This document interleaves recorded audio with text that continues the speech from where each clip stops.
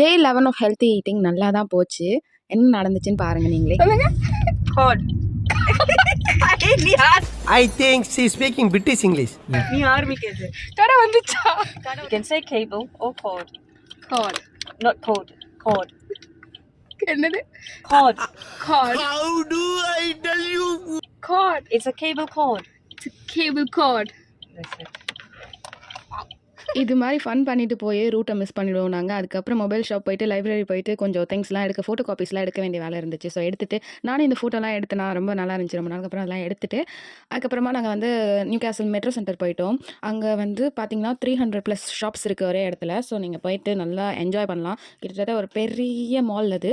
லிவர்பூல்லேயும் அதே மாதிரி இருக்குது. லிவர்பூல் ரீட்டைல் பார்க்குன்னு இருக்கும். இதுவும் ஆக்சுவலி ரீட்டைல் பார்க்குன்னு சொல்லலாம். பட் இதுக்கு பேர் வந்து மெட்ரோ சென்டர்னு இருக்குது. நான் சொன்ன மாதிரி செம்ம பெரிய ஷாப்பிங் சென்டர் அது. சத்தியமாக நடக்கவே முடியல.